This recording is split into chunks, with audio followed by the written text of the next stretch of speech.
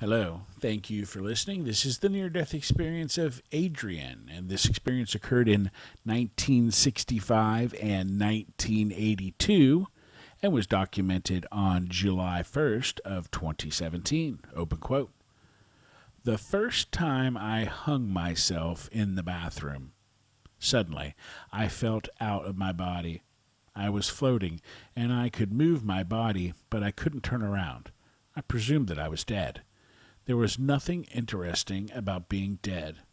I sensed hours passing, and I was kind of sleeping. Suddenly, I heard my name being called from the most beautiful voice I ever heard. The voice was soft, profound, soothing, and loving as it called, "Adrian." I tried to turn and look towards the voice, but I couldn't move. Again, "Adrian." I answered, "Yes, I'm here." "Do you know what you have done?" I heard. "No, and I don't care," I replied.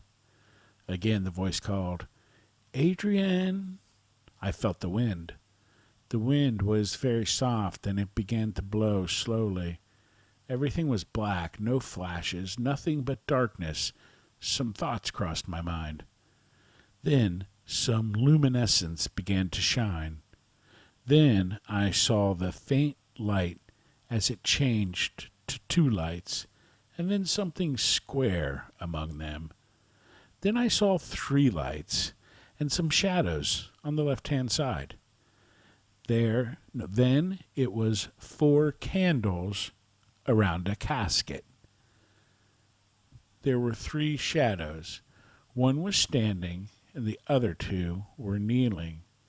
The voice asked me, "Is this what you want?" I answered that I didn't care. The soft wind blew on me again, closer to the shadows. I felt their pain and heard them sobbing. The shadow who was standing was my father, and my mother was kneeling. The other kneeling shadow was my grandmother, who died 2 or 3 years before. I never thought of that and cried to return. The wind blew again. I woke up, wet and with throbbing pain on my head. The pipe broke, and I was on the floor. The second NDE was in May 1982. I was driving, and my car engine died. I got out of the car to check it out to fix it. Somebody got out of the car behind me, maybe trying to help, but I didn't trust him. Something happened, and suddenly the driver of the other car came out looking for a gun. Some comments were made. I went to my car to start the engine. He was there with his revolver. I got out of the car, and he shot me. In the hospital, they sent me to emergency surgery. Suddenly, I woke up. What a beautiful day. What a light! Exclamation mark. There was a very pretty river to my left and an interesting desert to my right. I kept walking near the river and turned to look at it. Across the river was a river beach. Beyond the beach was an incredible forest. I tried to see the sun, but couldn't turn around. I kept walking and began to ask myself how thirsty I would be later in the walk. I knelt to drink from the river. As I got water in my hand and almost to my mouth, I heard a voice. It said, "Don't drink that." It was the same voice from the first NDE. I dropped the water, got up, and looked around. But I didn't see anybody, so I kept walking. I was thinking, what a beautiful forest. When I almost jumped into the river to swim across, I heard the voice say, "Adrian, no, that's not water." I kept walking. Suddenly, I saw a boat. I approached and saw some weird-looking rocks near the boat. I got closer, and the rocks were people who were sitting and looking at somebody talking to them. I approached them. Some people looked at me and smiled. I got behind the person who was standing. I tried to ask him if I could use the boat. He started to talk to them again. I waited for a long time. Then I poked his shoulder and asked him, "Excuse me, sir, can I use—" He turns around. I blurted, "You, son, you really exist." More happiness overcame me, and I embraced him, capital H. He smiled at me and asked me, "What are you doing here?" The person was the source of the voice. I asked something, and the answer was, "It is not your time. Your son is not born yet. There are many things to do. You have to go back." I said, "Wait, no." He answered, "We'll see each other. Don't worry. Go back." I woke up in the recovery room. The nurses treated me well, but acted strange when they were near me. End quote. Wow, Adrian. That was two crazy stories, buddy. Question. Rating your highest level of consciousness. Answer, very hard question. The closest answer I can think of, I could pass the MCAT, the GRE, etc. with no problem at all. Question, life-threatening event. Answer, first time experiencing it, I hung myself when I was 13 years old. Second time, I was shot and taken to the hospital's emergency room.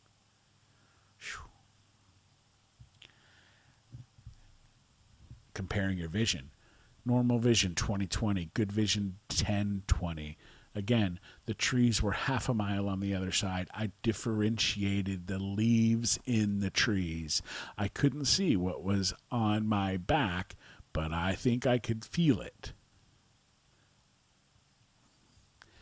Question. Did you encounter or become aware of any deceased or alive beings? Answer, yes. First episode, the voice took me to my father, my mother, and my grandmother. My grandmother died 2 years before. Question, did scenes from the future come back to you? Answer, I have dreams every day, even today, of problems in the world and people who are going to die.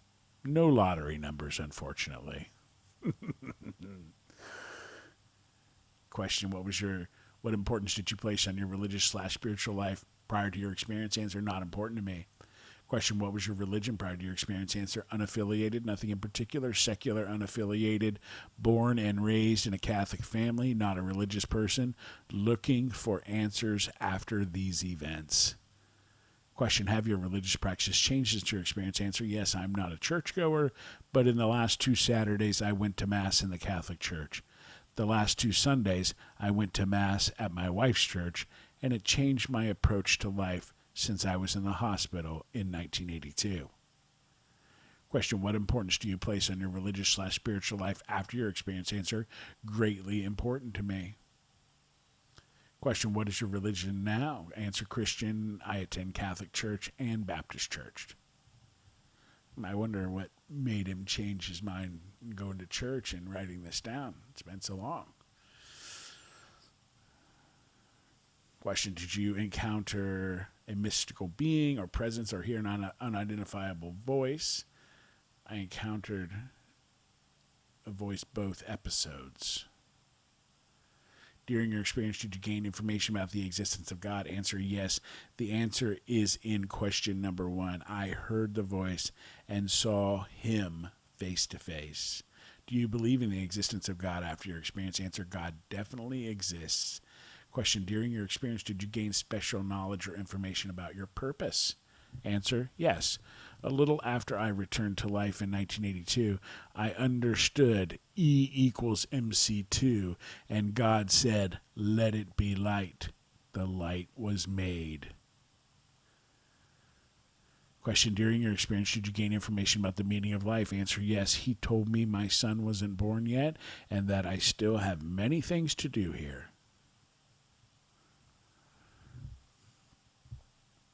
Question, during your experience, did you gain information about life difficulties, challenges, and hardships? Answer, yes. Sometimes my dreams are wonderful, like positive warnings of the future. The nightmares are like warnings of impending death. Almost all have happened. Question, have your relationships changed specifically because of your experience? Answer, uncertain. It strengthened my feelings for my family, friends, life, earth, the universe. Question, was the experience difficult to express in words? Answer, uncertain. Before taking this quiz, I read some of the experiences of others in your website. All I can tell you are the feelings I experienced. Feelings of love, independence, compassion, duty, happiness. The closest thing I can use to explain it, the best moments at home with family, friends, pets, and multiply to the N, and you'll get the idea. Question, do you have any psychic, non-ordinary, or other special gifts after your experience that you did not have before the experience? Answer, yes.